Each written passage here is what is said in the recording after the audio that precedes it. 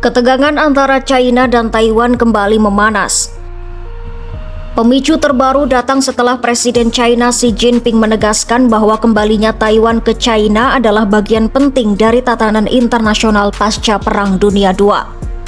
Pernyataan itu disampaikan Xi Jinping dalam panggilan telepon dengan Presiden AS Donald Trump.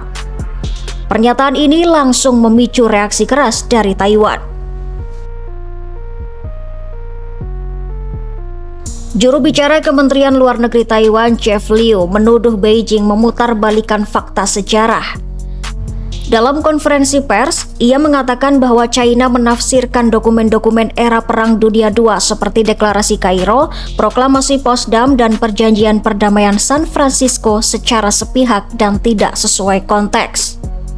Menurut Taiwan, tidak ada satupun dari dokumen tersebut yang secara eksplisit menetapkan status politik akhir Taiwan. Jeff Liu menegaskan bahwa Republik China atau Taiwan adalah negara berdaulat yang tidak berada di bawah kekuasaan Republik Rakyat China. 外交部同时也注意到，中方在新闻声明中再度蓄意片面扭曲我国主权地位与相关史实。事实上，中国刻意曲解二战时期的文件，包括开罗宣言、波茨坦公告以及旧金山合约。 最主要的目的就是企图胁迫台湾。然而，这些文件以及联合国的相关决议都没有决定台湾的最终政治地位。外交部要对此严重重申：中华民国台湾是主权独立国家，与中华人民共和国互不隶属，这是国际社会公认的事实，以及台海的客观现状。此外，对于中方刻意扭曲二战史实。 曲解相关文件的行径，美方也已经多次明确表达反对立场。 Ia juga menyebut bahwa Amerika Serikat berkali-kali menolak klaim historis Beijing.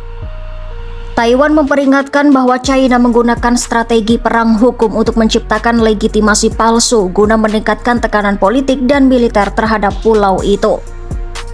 Jeff Liu menambahkan bahwa apa yang ia sebut sebagai ekspansionisme otoriter China tidak hanya mengancam Taiwan, tetapi juga Jepang dan negara-negara tetangga lainnya. Menurutnya, langkah Beijing bertentangan dengan prinsip hukum internasional dan piagam PBB yang melarang penggunaan kekuatan dalam hubungan internasional. Beijing pun membalas tuduhan tersebut. Juru bicara Kementerian Luar Negeri China Mao Ning menyebut bahwa Taiwan adalah bagian tak terpisahkan dari wilayah China, sebuah fakta yang tidak dapat dimanipulasi.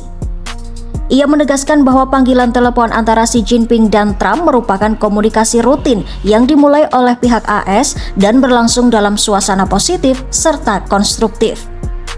Dalam percakapan itu, Xi Jinping menekankan kembali bahwa pengembalian Taiwan kepada China merupakan bagian penting dari tatanan dunia pasca perang.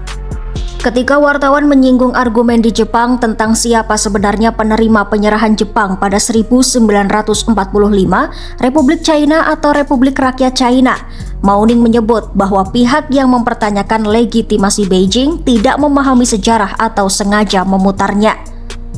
Dalam penjelasannya, Mao Ning mengatakan bahwa pada tahun 1949 terjadi pergantian pemerintahan dari Republik China atau Taiwan ke Republik Rakyat China. Tetapi subjek hukum internasional China tetap sama, sehingga kedaulatan dan batas wilayah China termasuk Taiwan tidak berubah.